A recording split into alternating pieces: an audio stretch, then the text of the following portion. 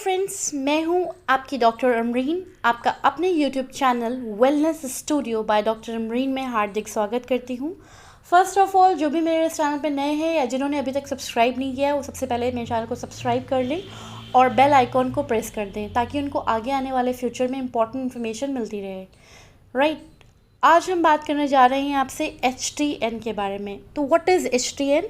HTN का मतलब होता है हाइपरटेंशन, हाई ब्लड प्रेशर, या जिसको हम लोग हिंदी में बोलते हैं उच्च रक्तचाप। तो अब ब्लड प्रेशर नॉर्मल कितना होना चाहिए, पहले तो हम इससे बात कर लेते हैं। ब्लड प्रेशर नॉर्मल 120/80 होता है, पर किसी किसी का ब्लड प्रेशर थोड़ा बहुत आगे पीछे होता है। किसी के लिए 130/90 नॉर्मल होता है, किसी के लिए 100/70 नॉर्मल होता है। कि शुरू से उसका किस तरह से ब्लड प्रेशर का पैटर्न चला आ रहा है, आपका रूटीन क्या है, आपने मील तो नहीं लिया है, सुबह का समय है कि शाम का समय है। बहुत सारे फैक्टर्स होते हैं जिस पे ये ब्लड प्रेशर फ्लक्चुएट करता है। और 120/80 नॉर्मल है, पर इसके आगे पीछे भी नॉर्मल होता है। वो डॉक्टर आपकी कंडीशन के हिसाब से बताएगा। राइट, 120 जो नंबर होता है उसको बोलते हैं हम लोग टॉप नंबर। ये होता है सिस्टोलिक ब्लड प्रेशर।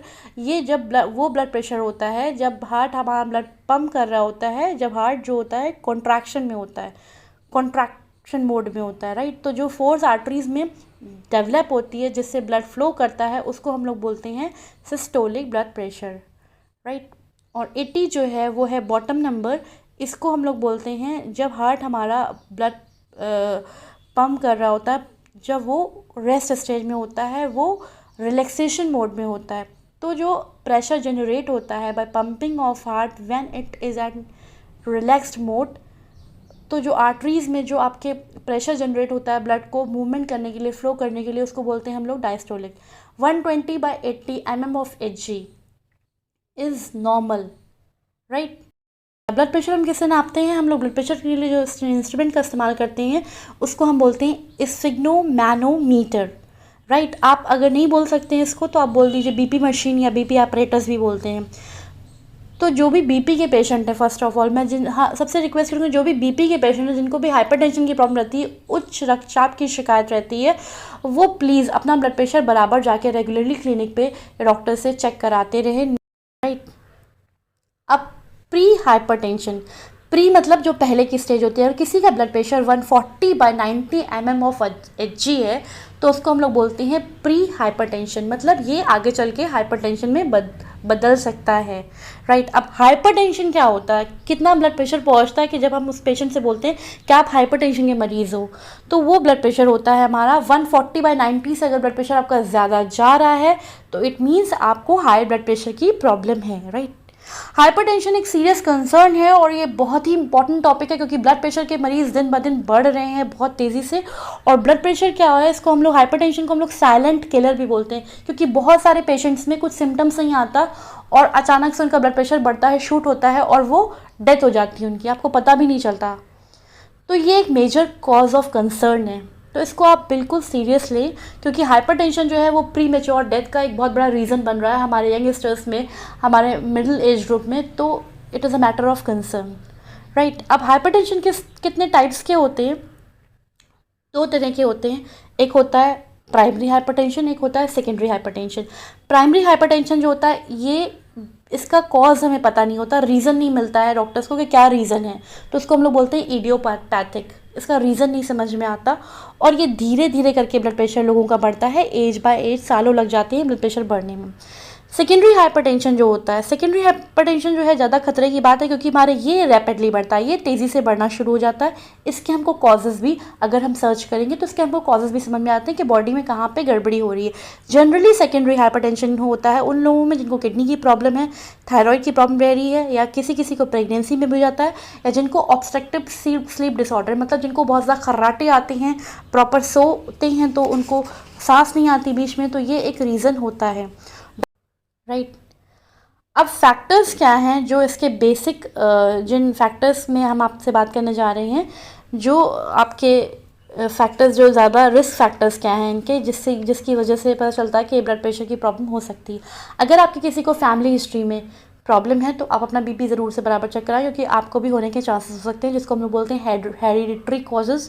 नेक्स्ट, अगर आपका जेंडर में मेल्स को ये ज़्यादा तेज़ी से होता है, क्योंकि मेल्स के ऊपर स्ट्रेस ज़्यादा होता है, बर्डन ज़्यादा होता है, मेल का एटीट्यूड जो होता है वो एग्रेसिव ज़्यादा होता है, तो इसलिए मेल्स में टेंडेंसी ज़्यादा होती है हाइपरटेंशन की। पर इसका मतलब ये नहीं कि फ़ीमेल्स में नहीं होता, फीमेल्स में भी पाया जाता है अच्छे नंबर्स में, पर मेल्स में कहीं ज़्यादा नंबर्स में, राइट। अगर आपकी एज हो रही है तो ये एक फैक्टर होता है, क्योंकि जब हम एल्डरली ओल्ड एज में पहुंचते हैं तो हमारी आर्टरीज जो होती हैं वो स्टिफ होने लगती हैं, जिससे ब्लड फ्लो जो होता है वो स्पीड से पहुंचने लगता है, तो उससे क्या होने लगता है कि आपका जो ब्लड प्रेशर है वो हाई होने लगता है, राइट।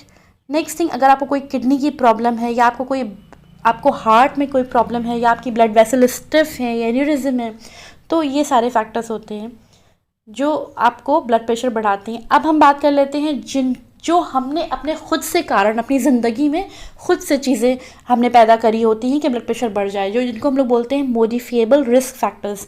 जो फैक्टर्स अगर हम लोग अपने रिस्क फैक्टर्स जिनको हम चेंज करें तो हमारा ब्लड प्रेशर भी कंट्रोल हो सकता है।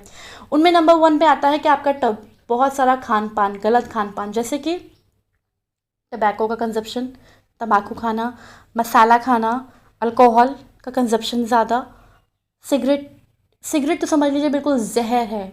आप अगर सिगरेट ज़्यादा ले रहे हो तो सिगरेट बिल्कुल कोशिश करके धीरे धीरे कम करो और बिल्कुल बंद कर दो आप सिगरेट, क्योंकि सिगरेट बिल्कुल जहर है ब्लड प्रेशर वाले पेशेंट के लिए, राइट। आपका डाइट पैटर्न में क्या है कि आप फ्रूट्स कम लेते हो, वेजिटेबल्स कम लेते हो, आप जो भी नट्स ले रहे हो, जो भी चीज़ें ले रहे हो, नमकीन ज़्यादा ले रहे हो, जैसे कि फ्रेंच फ्राइज़ हो गए। मैं फ्रेंच फ्राइज़ को कंडेम नहीं कर रही हूँ यहाँ कि आप बिल्कुल ना खाएं, मगर हाँ, जो बीपी के पेशेंट्स हैं वो अपनी डाइट पे कंट्रोल रखें। जंक फूड हो गया, फास्ट फूड हो गया, जिनमें नमक का क्वांटिटी ज़्यादा है, केचप्स का इस्तेमाल हो गया, राइट।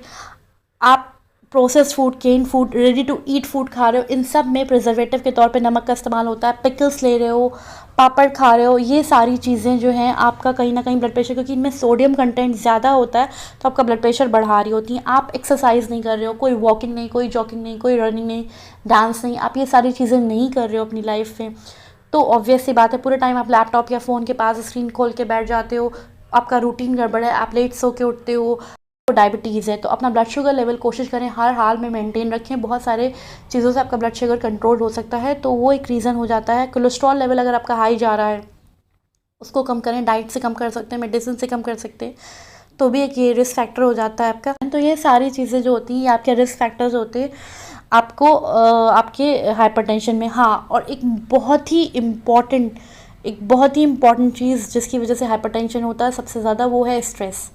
अगर आप बहुत ज़्यादा स्ट्रेस लेते हो, चाहे वो वर्क का स्ट्रेस हो, चाहे वो फैमिली का स्ट्रेस हो, चाहे वो रिलेशनशिप का स्ट्रेस हो, आपके बहुत फिनेंशियल स्ट्रेस हो, देखो लाइफ मीन्स स्ट्रेस, मगर हम स्ट्रेस किस तरह से ज़्यादा अपने ऊपर लेते हैं, उनको सोल्यूशन का उनकी तरफ जाएं, उनको हम मैनेज करने की कोशिश करें स्ट्रेस को, और बहुत एक्सेसिव छोटी छोटी चीज़ों को हम जिनको अवॉइड कर सकते हैं, फॉरगेट एंड फॉरगिव कर सकते हैं, वो हम कोशिश करें। और पास्ट की चीज़ों पे ज़्यादा नहीं फोकस करना चाहिए कि नहीं मेरे साथ उसने ये किया तो मैं बदला लूँगी या मैं बदला लूँगा, ये ऐसा था, ये वैसा था। पास्ट पे फोकस करना बंद कर दें, प्रेजेंट के बारे में सोचें।